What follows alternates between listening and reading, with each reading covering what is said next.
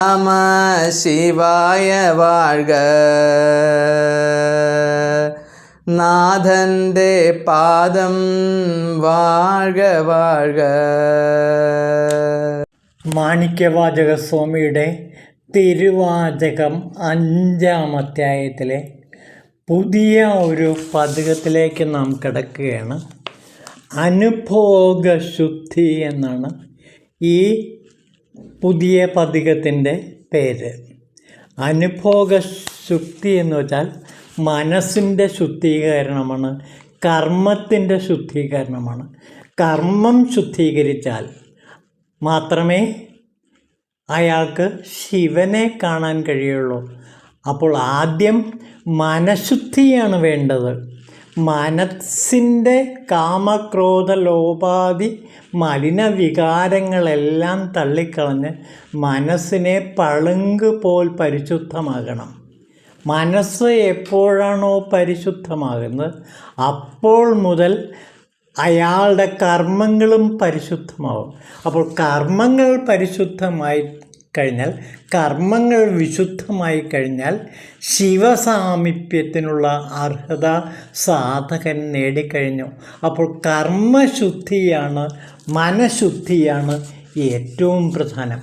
മനഃശുദ്ധിക്ക് വേണ്ടിയിട്ടാണ് ആദ്യം ഒരു ശിവസാധകനെ ഏറ്റവും ശ്രദ്ധിക്കേണ്ടത്. അതിനു വേണ്ടിയാണ് നിരന്തരമായ നാമജപ സാധനയൊക്കെ ചെയ്യുന്നത്. ഈ നാമജപ സാധനയിലൂടെ അല്ലെങ്കിൽ പഞ്ചാക്ഷര മന്ത്ര സാധനയിലൂടെ ഒരു സാധകൻ്റെ മനസ്സിൻ്റെ മാലിന്യങ്ങൾ അത്രയും കഴുകിക്കളയും. അങ്ങനെ സ്ഫടികം പോൽ പരിശുദ്ധമായ മനസ്സിൽ കർമ്മങ്ങൾ അങ്കുരിക്കും. ആ കർമ്മങ്ങൾ വിശുദ്ധ കർമ്മങ്ങളായിരിക്കും, ശിവകർമ്മങ്ങളായിരിക്കും. അങ്ങനെ ശിവകർമ്മങ്ങൾ അനുഷ്ഠിച്ച് അയാൾ ശിവസായുജ്യത്തിലേക്ക് എത്തിച്ചേരുന്നു. ഇതാണ് ഒരു ശിവസാധകൻ്റെ ആത്മീയ യാത്രയിലൂടെ, ശിവമാർഗത്തിലൂടെ അയാൾ മുക്തിയിലേക്ക്, ശക്തി ലയനത്തിലേക്ക് എത്തിച്ചേരുന്ന മഹനീയമായ തലങ്ങൾ. അപ്പോൾ നമുക്ക് ആദ്യം ആ കർമ്മശുദ്ധിയെക്കുറിച്ചിട്ട് നമുക്ക് നോക്കാം. കർമ്മത്തെ സംഗ്രഹിച്ച് ഭഗവാൻ ശ്രീകൃഷ്ണൻ പറഞ്ഞ ഗീതയിലെ വാക്കുകൾ നമുക്ക് ശ്രദ്ധിക്കാം. ജ്ഞാനം ജ്ഞേയം പരിജ്ഞാത ത്രിവിധ കർമ്മചോദന കരണം കർമ്മ കർത്തേതി ത്രിവിധ കർമ്മസംഗ്രഹ എന്നാണ് പറയുന്നത്. ജ്ഞാനം, ജ്ഞാനവിഷയം, ജ്ഞാനി എന്ന് 3 ഘടകങ്ങളാണ് കർമ്മത്തിന് പ്രേരകങ്ങൾ. ഇന്ദ്രിയങ്ങൾ, കർമ്മം, കർത്താവ് എന്നിവ അതിൻ്റെ ഘടകങ്ങൾ. അപ്പോൾ അതിൻ്റെ ഭാവാർത്ഥം കൂടെ നമുക്ക് നോക്കാം. നിത്യകർമ്മങ്ങൾക്ക് 3 തരം പ്രേരകങ്ങളുണ്ട്. ജ്ഞാനം, ജ്ഞാനവിഷയം, ജ്ഞാനി എന്നിവ കർമ്മോപകരണങ്ങളാണ്. കർമ്മം, കർത്താവ് എന്നിവയെ കർമ്മഘടകങ്ങളെന്നും പറയുന്നു. മനുഷ്യൻ്റെ ഏതൊരു പ്രവൃത്തിക്കും ഈ മൂലഘടകങ്ങൾ ഉണ്ടായിരിക്കും. പ്രവൃത്തിക്ക് മുൻപായി ഒരു പ്രേരണയുണ്ട്. ഇതിനെ പ്രചോദനമെന്ന് പറയുന്നു. പ്രവൃത്തി ആരംഭിക്കുന്നതിന് മുൻപ് തയ്യാറാക്കപ്പെടുന്ന പരിപാടി യഥാർത്ഥ കർമ്മത്തിൻ്റെ സൂക്ഷ്മ രൂപമാണ്. അതിൽ നിന്ന് കർമ്മം രൂപമെടുക്കുന്നു. ആദ്യമായി വിചാരം, വികാരം, ഇച്ഛ എന്നീ മാനസിക പ്രക്രിയകളിലൂടെ കടന്ന് പോകണം. ഏത് കർമ്മത്തിനും ഇതാണ് പ്രചോദനം. പ്രവർത്തനത്തിനുള്ള പ്രചോദനം ലഭിക്കുന്നത് ധർമ്മശാസ്ത്രത്തിൽ നിന്നായാലും ആധ്യാത്മിക ഗുരുവിൽ നിന്നായാലും അവയ്ക്ക് യാതൊരു വ്യത്യാസവുമില്ല. കർത്താവും പ്രചോദനവുമുള്ളപ്പോൾ സർവേന്ദ്രിയ കേന്ദ്രമായ മനസ്സ് ഉൾപ്പെടെയുള്ള ഇന്ദ്രിയങ്ങളുടെ സഹായത്തോടെ യഥാർത്ഥ കർമ്മം രൂപം കൊള്ളുന്നു. ഒരു ക്രിയയുടെ എല്ലാ ഘടകങ്ങളുടെയും ആകത്തുകയാണ് കർമ്മസംഗ്രഹം എന്ന് പറയുന്നത്. അപ്പോൾ ഒരു ക്രിയയുടെ എല്ലാ ഘടകങ്ങളുടെയും ആകത്തുകയാണ് കർമ്മസംഗ്രഹം. ഈ കർമ്മസംഗ്രഹത്തിലൂടെ ഭക്തിയുടെ ഉത്തുംഗ സോപാനത്തിലേക്ക് ഒരു സാധകന് ഉയർന്നു പറക്കാൻ കഴിയും.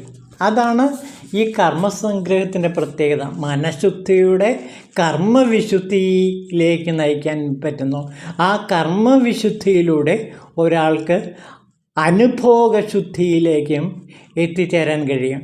ഈ അടിത്തറ മനസ്സിലാക്കിയാൽ മാത്രമേ നമുക്ക് ഈ മാണിക്യവാചകർ സ്വാമിയുടെ അനുഭോഗശുദ്ധിയെക്കുറിച്ച് കൂടുതൽ ആഴത്തിലേക്ക് കിടക്കാൻ കഴിയൂ.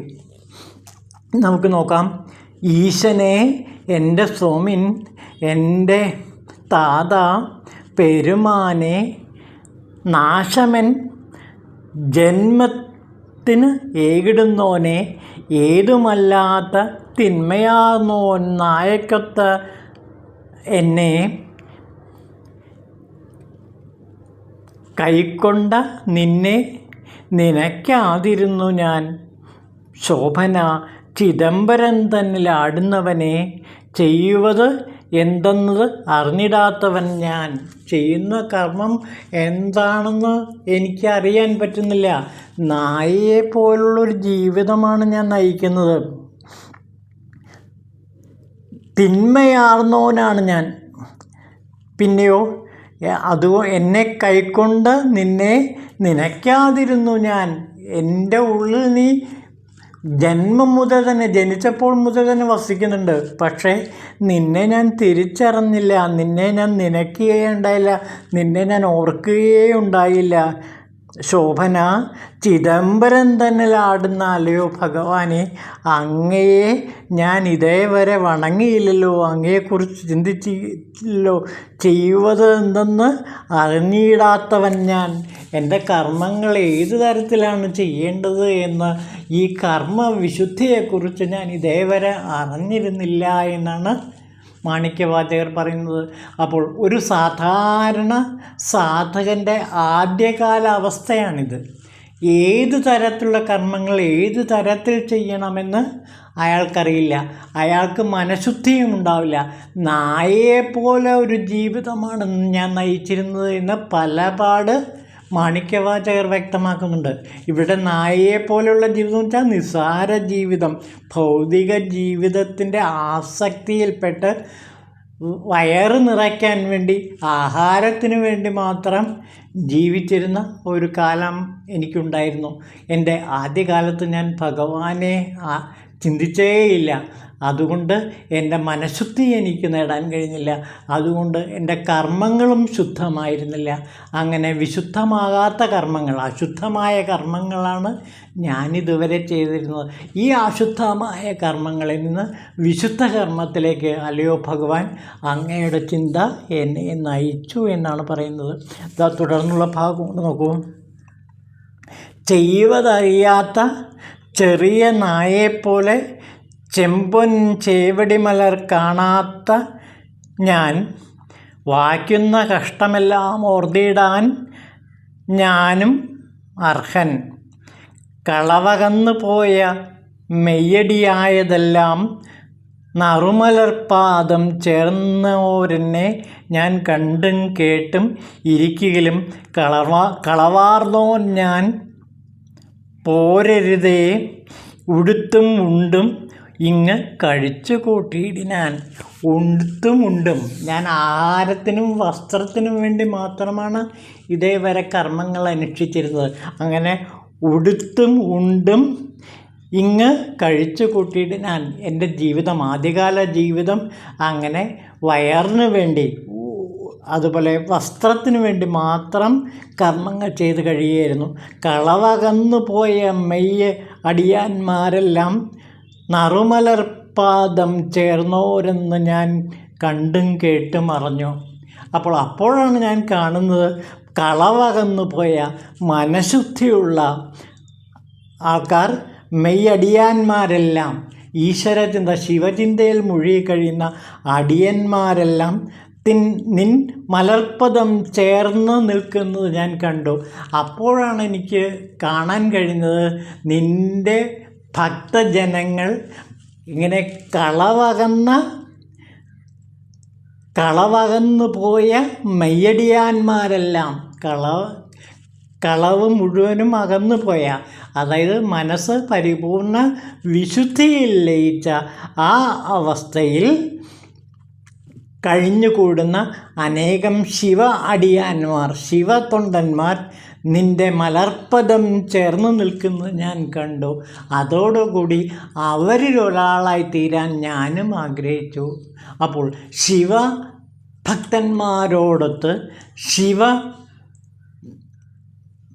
ഭക്തിയിൽ ലയിച്ചു ചേർന്ന ആ മഹാതൊണ്ടന്മാരോടൊത്ത്, ആ ശിവദാസന്മാരോടൊത്ത് ജീവിക്കാൻ ഞാനും ആഗ്രഹിച്ചു. ഇത് മനസ്സിൻ്റെ ഒരു വലിയ പരിവർത്തന ദശയാണ്. ശിവങ്കിലേക്കുള്ള ആദ്യത്തെ ചവിട്ടുപടി കയറിയാണ്.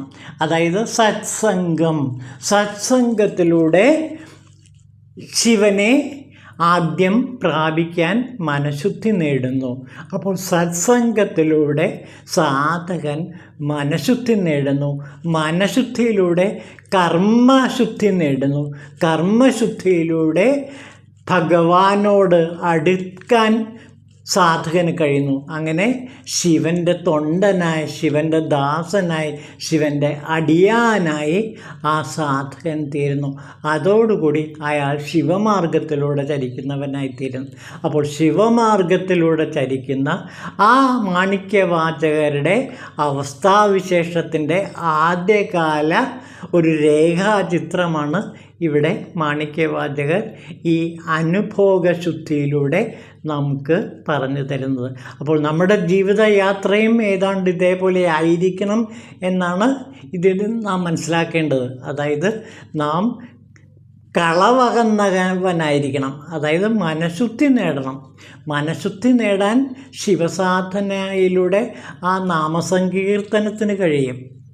ശിവനാമങ്ങൾ കീർത്തനം ചെയ്ത് മനഃശുദ്ധി ചെയ്യുമ്പോൾ അയാൾ കർമ്മശുദ്ധിയും നേടുന്നു. പിന്നെ അയാൾ ചെയ്യുന്ന എല്ലാ കർമ്മങ്ങളും ശിവകർമ്മമായിരിക്കും.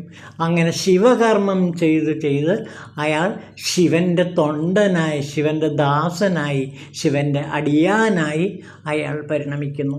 ഇതാണ് ഒരു സാധകൻ്റെ ആത്മീയ യാത്രയിലൂടെ ശിവയാത്ര. ഈ ശിവയാത്ര ആർക്കാണോ മുഴുമിപ്പിക്കാൻ കഴിയുന്നത് അവർ ശിവസായുജ്യത്തിലേക്ക് എത്തിച്ചേരുകയും ചെയ്യും. ഇതാണ് മാണിക്യവാചകർ ഈ അനുഭോഗശുദ്ധിയിലൂടെ നമ്മളോട് പറയുന്നത്. അപ്പോൾ കർമ്മം എപ്പോഴും വിശുദ്ധമായിരിക്കണം.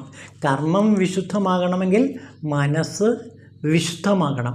അങ്ങനെ മനസ്സ് വിശുദ്ധമായി തീരുന്നതോടുകൂടി അയാൾ കർമ്മവിശുദ്ധി നേടുകയും പിന്നെ ചെയ്യുന്ന കർമ്മങ്ങളെല്ലാം ശിവകർമ്മങ്ങളായി മാറുകയും ചെയ്യും. ഇതാണ് മാണിക്യവാചകർ നമുക്ക് വീണ്ടും വീണ്ടും പറഞ്ഞു തരുന്ന ശിവസത്യം.